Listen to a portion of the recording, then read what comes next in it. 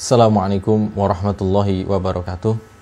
Innal hamdalillah nahmaduhu wa nasta'inuhu wa nastaghfiruh wa na'udzu billahi min shururi anfusina wa min sayyiati a'malina may yahdihillahu fala mudilla lahu wa may yudlil fala hadiya lahu wa ashhadu an la ilaha illallah wahdahu la syarika lahu wa ashhadu anna Muhammadan abduhu wa rasuluh.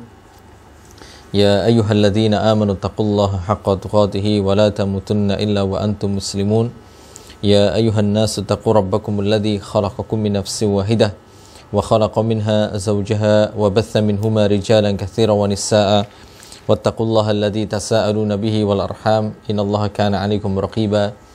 Ya ayyuhalladzina amanu taqullaha wa qulu qawlan sadida yuslih lakum a'malakum wa yaghfir lakum dhunubakum wa may yuti'illaha wa rasulahu faqad faza fawzan 'azima. Amma ba'd, fa inna asdaqal hadithi kitabullah wa khairal hadi hadi Muhammadin sallallahu alaihi wa ala alihi wasallam wa syarrul umuri muhdatsatuha fa inna kulla bid'atin dhalalah.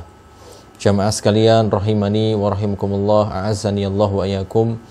Alhamdulillah, di pagi hari ini kembali Allah Ta'ala masih mempertemukan kita semua di dalam majelis kita pembahasan risalah atau tulisan yang berjudul Manzilatus Sholati fil Islam, yaitu kedudukan salat di dalam Islam, yang ditulis oleh Fadilatul Syekh Dr. Sa'id bin Ali bin Wahab Al-Qahtani hafizallahu ta'ala.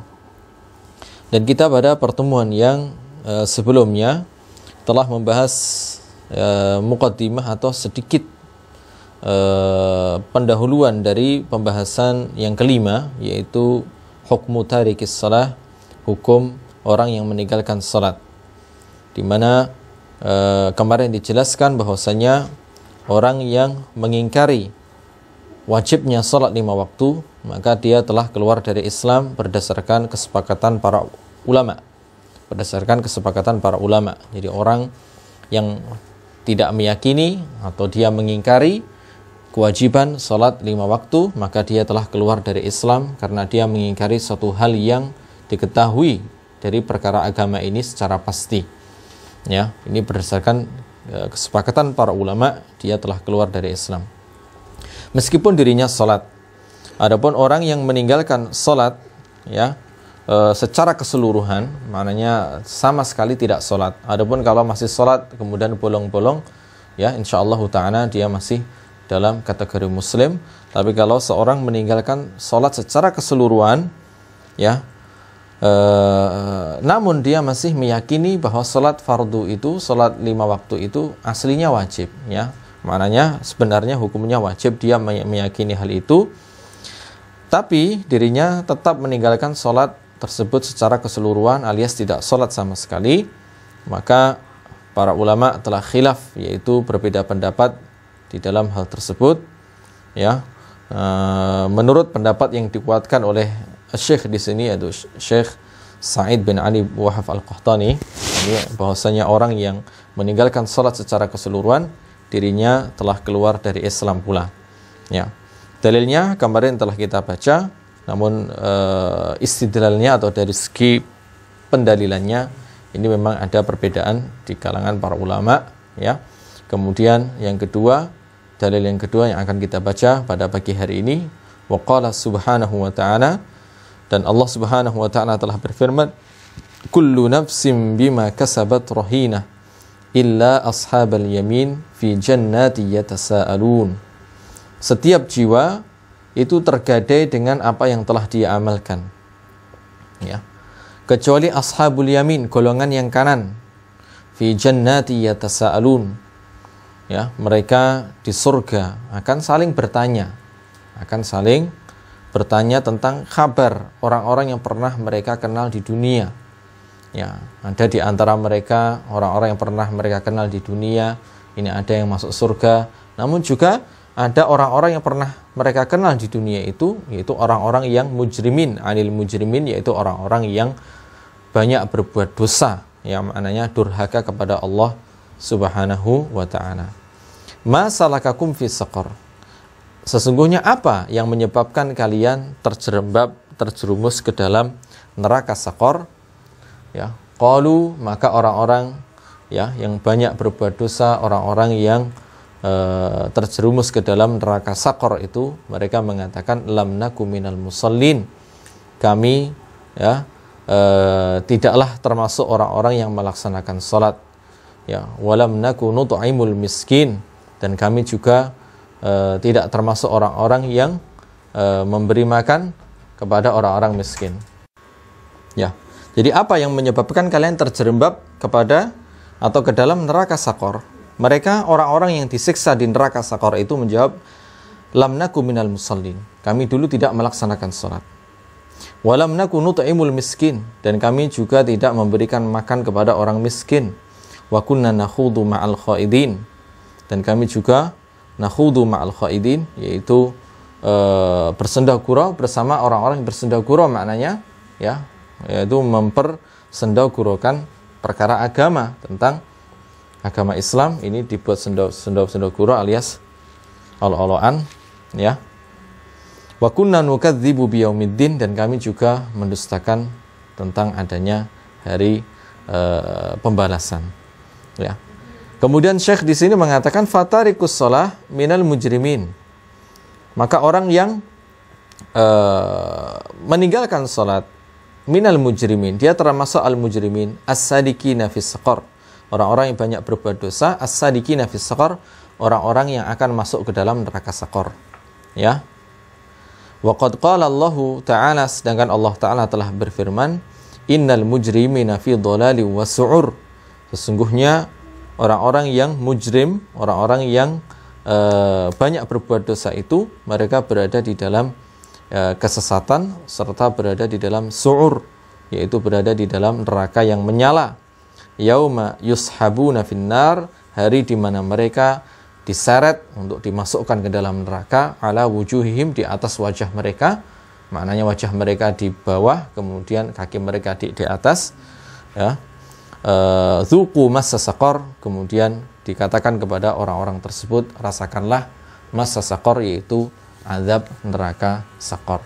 Ini istidlal atau segi pendalilan yang digunakan oleh sebagian ulama yang mengatakan bahwasanya orang yang meninggalkan salat itu dia telah keluar dari Islam. Namun segi pendalilannya, ingat ya, segi pendalilannya ini dibantah oleh para ulama yang mengatakan bahwasanya orang yang meninggalkan salat itu tidaklah kafir, dengan cara ya, bantahannya yaitu orang-orang yang disebutkan di sini memang secara asal mereka tidak beriman, gitu ya.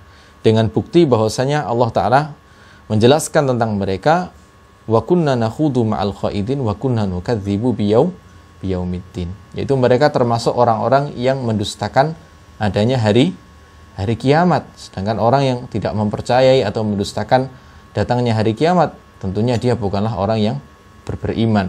Jadi memang secara asal mereka tidak beriman. Kemudian ditambah lagi mereka tidak melaksanakan sholat, ya, maka ditambah lagi azabnya kepada mereka, ya. Jadi kalaupun mereka sholat kan juga tidak diterima, kan gitu kan, karena mereka masih kafir, karena mereka tidak beriman, ya, tidak bertauhid, tidak beriman kepada hari akhir, sehingga kalaupun mereka sholat itu tidak diterima. Jadi maknanya dari ayat ini memang ditujukan kepada orang-orang yang mereka memang secara asal telah kafir. Jadi dikatakan tidak tepat bahwasanya bila digunakan ayat ini untuk mengatakan orang yang tidak salat itu telah keluar dari Islam, ya. Wallahu taala a'lam. Kemudian seandainya orang yang meninggalkan salat itu dikatakan kafir, maka bagaimana dengan walam nakunu ta'imul miskin? Itu orang yang apa? Tidak memberi makan kepada orang miskin, tidak mau bersedekah, dikatakan kafir, ya. Bagaimana? Kemudian atau kita maknai walam nakunu ta'imul miskin, yaitu orang yang tidak mau membayar zakat, apakah dia itu ya pasti kita katakan kafir, ya. Maka disinilah terjadi apa? Khilaf atau perbedaan pendapat dalam segi istidlal atau pengambilan dalil, ya. Jadi kadang pandangan ulama terhadap satu dalil itu pandangannya berbeda, ya. Maknanya dari segi pendalilannya, hukum yang terkandung di dalamnya itu berbeda. Maka di dalam masalah seperti ini, ya, dalam masalah fiqhiyah seperti ini hendaknya kita berlapang dada, ya. Wallahu ta'ala alam. Jadi tidak sampai menuduh sesat, ya, atau menuduh dengan tuduhan menyimpang dari Ahlus Sunnah wal Jamaah, ya di dalam masalah perbedaan fikih semacam ini. Jadi sampai mengatakan orang yang tidak mau mengkafirkan orang yang meninggalkan sholat berarti dia murji'ah dan seterusnya, maka ini adalah perkara yang tidak pas, ya, ucapan tidak pas. Hendaknya dia mempelajari ya mazhab-mazhab para ulama di dalam ya masalah tersebut, dan sebelum berbicara hendaknya mempelajari fikih ya yang dijelaskan oleh para ulama, fikih mazhab, kemudian fikih muqaranatul madzahib atau perbandingan mazhab, yang insyaallah ta'ala dengan hal itu pandangannya akan lebih luas ya, dan tidak berbicara sembarangan di dalam perkara agama, apalagi memvonis orang di dalam hal-hal yang dirinya tidak mengetahui tentang ilmunya. Allah Ta'ala berfirman, wala taqfu ma laysa laka bihi ilm, dan janganlah kamu mengikuti suatu hal yang kamu tidak memiliki pengetahuan tentangnya. Tayyib. Kemudian dalil yang ketiga ya yang disebutkan oleh Syekh Dr. Ali Wahab Al-Qahtani di sini, wa qala Allahu azza wa jalla, dan Allah azza wa jalla berfirman ya, fa in tabu wa aqamus shalah wa atawuz zakah fa ikhwanukum fid din.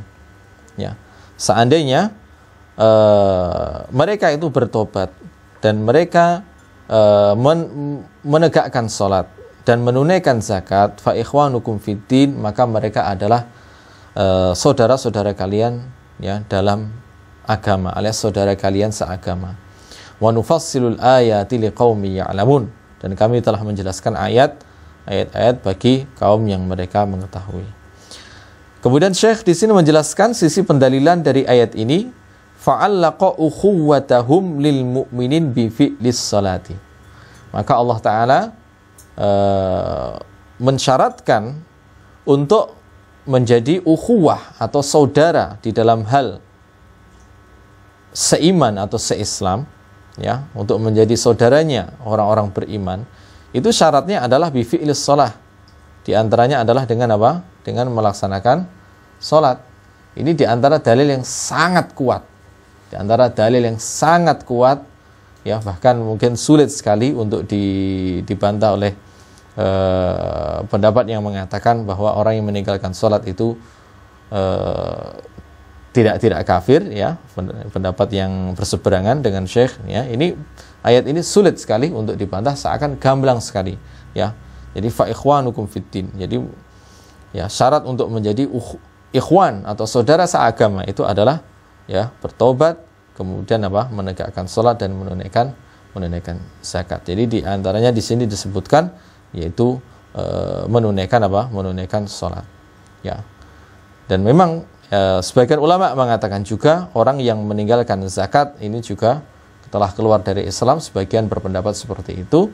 Ya, maka perbedaan pendapat ini bisa dilihat di dalam kitab-kitab fikih, dan di antara kitab yang bagus yang membahas tentang apa saja ya setelah syahadat, yang barang siapa yang meninggalkan rukun Islam selain syahadat ini keluar dari Islam ya, maka maknanya rukun Islam mana saja ya selain syahadat yang ketika ditinggalkan maka pelakunya itu akan keluar dari Islam ya, ini rukun yang mana saja, ini dijelaskan dengan baik oleh Fadilatul Syekh Profesor Dr. Ibrahim bin Amir Ar-Ruhaili di dalam kitab beliau At-Takfir wa Dawabituhu ya, dalam kitab At-Takfir wa Dawabituhu ya, oleh Syekh Profesor Dr. Ibrahim bin Amir Ar-Ruhaili ya, yaitu tentang pembahasan kitab At-Takfir wa Dawabituhu, yaitu kaidah-kaidah takfir dalam hal apa?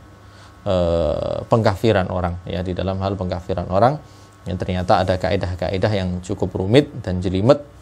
Dan ini kitab ini saya tahu dulu sudah pernah diterjemahkan, kalau nggak salah penerbitnya Darus Sunnah ya. Ya, kalau nggak salah penerbitnya Darus Sunnah ya, yaitu buku tentang kaidah-kaidah pengkafiran, yaitu ditulis oleh Syekh Profesor Dr. Ibrahim bin Amir Ar-Ruhaili hafizallahu taala, guru besar atau dosen ya, dosen di Universitas Islam Madinah ya. Tayyib.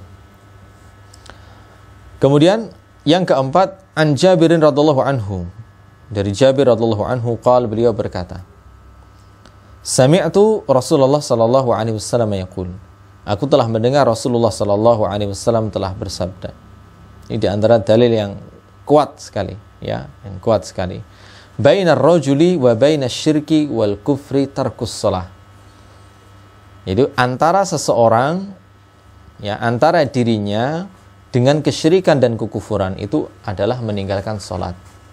Ya, maknanya adalah, ya, seseorang itu berada pada satu ruangan, misalnya kita ibaratkan seseorang berada pada apa? Satu ruangan. Kemudian kekufuran dan kesyirikan itu berada di dalam ruangan yang lain. Di mana apa? Ruangan yang lain ini dibatasi dengan pembatas sekat, yaitu yang bernama apa? Sholat. Ya. Seandainya sholat ini ditinggalkan, ya, pembatas ini dibuang, maka tidak ada lagi apa? Tidak ada lagi pemisah antara orang tersebut dengan kesyirikan maupun kekufuran. Ya, antara orang tersebut dengan kesyirikan dan kekufuran. Ya, maknanya seperti itu. Maknanya dirinya akan terjerumus ke dalam apa? Kesyirikan dan kekufuran. Ya, namun sebagian ulama mengatakan belum tentu ketika sekatnya itu dilepas dirinya akan masuk ke dalam ruangan kekufuran dan kesyirikan. Ya, maknanya itu sekedar menunjukkan dirinya akan lebih mudah terjerumus ke dalam kesyirikan maupun kekufuran. Jadi belum tentu ketika sekatnya dipisah dia langsung masuk ke mana? Ke ruangan kekufuran atau kesyirikan, belum tentu, ya kan, ya. Maknanya dirinya apa? Bisa jadi akan tetap diam di tempatnya, ya. Namun maknanya dirinya, ya, tidak ada lagi yang membatasi atau melindungi dirinya, ya, untuk melakukan kesyirikan maupun kekufuran dikarenakan imannya sangat lemah, ya, mungkin sangat mudah sekali dirinya untuk melaksanakan kekufuran maupun kesyirikan. Ini ada yang memberikan gambaran seperti itu. Tayyib. Ada juga yang memaknai bahwasanya makna dari syirik dan kufur di sini, syirik kecil maupun kufur kecil, tapi ini adalah makna yang tidak pas, ya, karena ketika kata al kufur, ya, al kufur ini disebutkan dalam bentuk ma'rifat, itu maknanya adalah kekufuran besar. Ini di antara dalil yang kuat, ya, sangat kuat, ya. Bahkan saya sendiri lebih cenderung menguatkan pendapat bahwasanya orang yang meninggalkan sholat secara keseluruhan alias tidak sholat sama sekali, maka dirinya telah apa? Melakukan di antara apa? Pembatal keislaman, maknanya dirinya keluar dari Islam. Meskipun, ya, saya tidak berani gitu ya. Siapa saya dan siapa Anda, ya, untuk mengkafirkan orang yang mengaku muslim, ya, untuk mengkafirkan orang yang mengaku muslim. Jadi orang selama dia mengaku muslim, kemudian kok kita berani mengkafirkan dirinya, kita harus punya bukti dan kita harus berilmu, ya, kita harus menyadarkan dirinya terlebih dahulu, iqamatul hujjah, yaitu menegakkan dalil kepada orang tersebut, ya. Kemudian bila itu semua telah dilakukan, kemudian telah terjadi diskusi, kok dia tetap ngengkel alias tetap ngotot, ya, tetap ngotot dengan apa yang dia lakukan atau yang dia yakini, baru kemudian, ya, ini bisa dikatakan, ya, dirinya telah keluar dari Islam. Ini dengan syarat kalau kita ini adalah alim ulama atau para ahli ijtihad. Sedangkan siapa di antara kita ini yang apa? Yang ahli ijtihad, ya. Tayyib. Wa an Abdullah bin Buraidah, dalil yang kelima. Wa an Abdullah bin Buraidah an abihi, dari Abdullah bin Buraidah an abihi, dari ayahnya, qala, dia berkata, qala Rasulullah, telah bersabda Rasulullah sallallahu alaihi wasallam, al ahdul ladzi bainana wa bainahum, ya, tarkus shalah. Jadi perjanjian antara kita dengan mereka itu adalah meninggalkan salat, maknanya adalah pembatasnya gitu ya. Ya. Jadi ibarat dua pasukan gitu ya. Ibarat dua pasukan yang saling berperang. Ini kan akan terus berperang sampai ada namanya ahdun, yaitu apa? Perjanjian. Dan dengan ahdun atau perjanjian itu, dua pasukan ini tidak akan saling apa? Menyerang. Jadi akan terpisahkan. Begitu pula dengan antara kita dengan orang-orang kafir itu. Ibaratnya seperti ada ahdun, ada perjanjian pemisah antara kita dengan orang-orang kafir tersebut. Ya, apa itu pemisahnya? Yaitu salat. Ya.